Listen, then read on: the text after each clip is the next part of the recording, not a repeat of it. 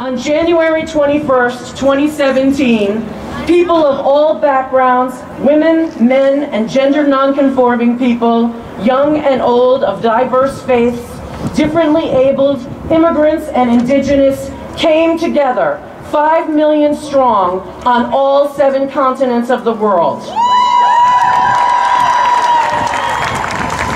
We answered a call to show up and be counted as those who believe in a world that is equitable, tolerant, just, and safe, one in which the human rights and dignity of each person is protected and our planet is safe from destruction.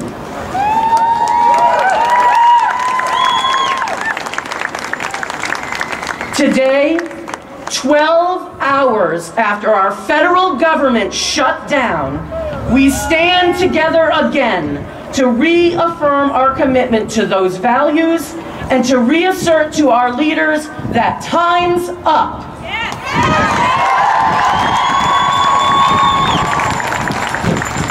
We expect our government to fulfill our nation's promise of liberty and justice for all, once and for all.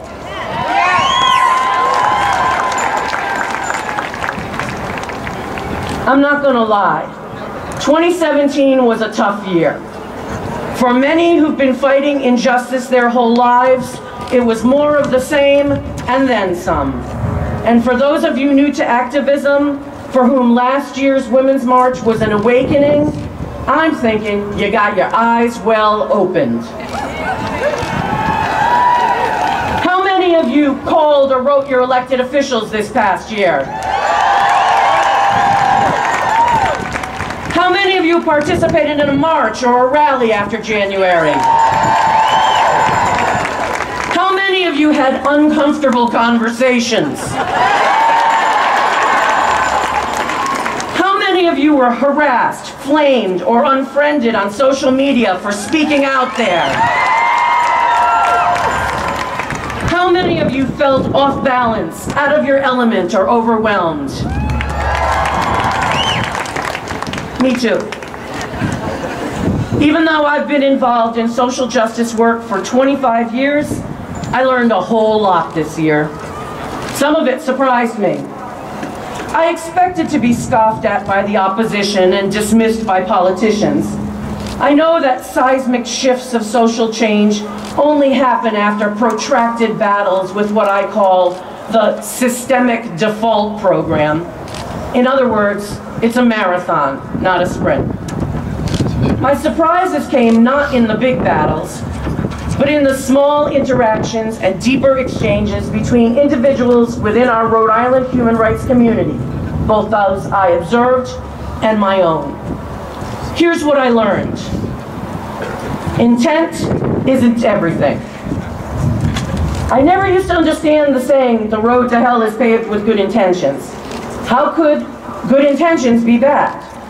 But I learned that while my intentions might be noble, the belief those intentions are built upon are flawed. Which leads to the next thing I learned, which is, I'm a racist.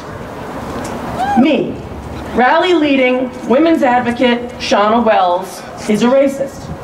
I don't like that I'm a racist. I'm not proud of it. But I am one just the same. In a horrible way, it's kind of understandable, given that our society is centered in whiteness. White is the default program. Male is the default program. Christian is the default program. So is being a cisgendered, heterosexual, able-bodied person. And though I'm a woman and a Jew and have experienced bias in both of those areas, I'm also able-bodied, white, cisgendered, and heterosexual. And by the way, anyone new to the term should know that cisgendered is the opposite of transgendered. That is, the term to identify people who align their gender identity with traits socially connected to the biological and reproductive rights with which they were born. As an able-bodied, white, cisgendered, hetero woman, I receive privileges that I have not earned because, by accident of birth, I happen to overlap with the default program. Which sounds great because who doesn't love something free until you realize for every unearned privilege, there is an equal and opposite inequity. If I didn't earn it, someone else was forced to pay for it. Someone, I suspect, not of the default program. I'm not okay with that. That makes me uncomfortable.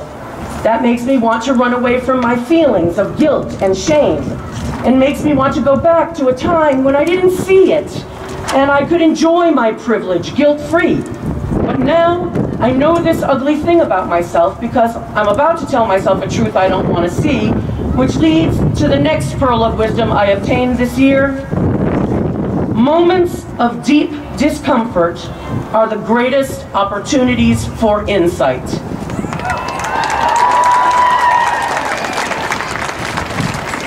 I admit to myself the truth. I've grown comfortable with privilege. I enjoy privilege, and when my awareness of my privilege grows invisible to me, I don't go looking for it. The impassioned arguments with other social justice folk here in our community were invaluable and made it visible to me again. Despite the tears, anger, and exercises through trust and distrust, the discomfort has been critical. But how do I root out racism out of the default program when I'm running the default program? Yes. And I'll tell you in a second as soon as I can turn the page.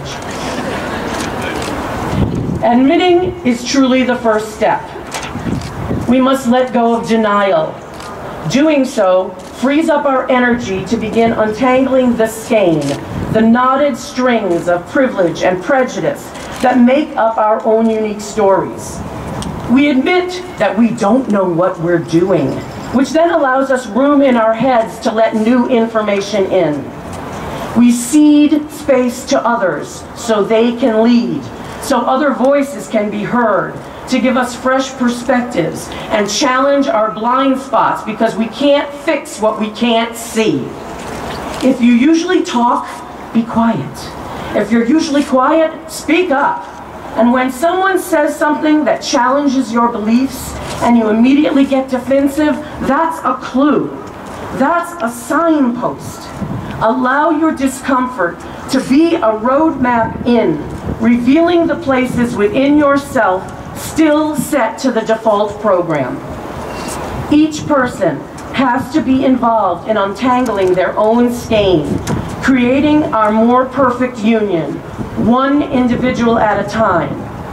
It's a marathon, not a sprint.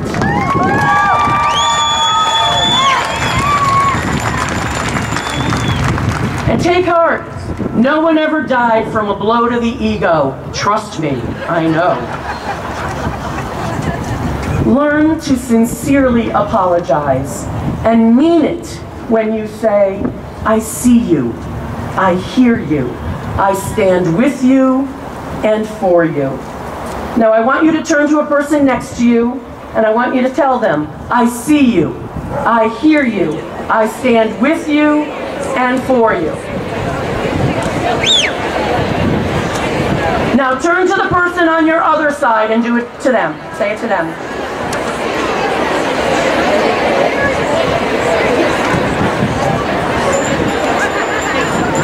Turn to the person in front of you and say it.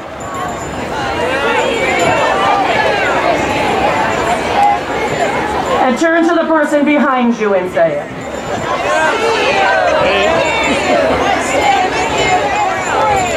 Thank you. This is our declaration of interdependence. We pledge allegiance to each other. Together, we persist. Together, we build a government by the people for all the people. Together.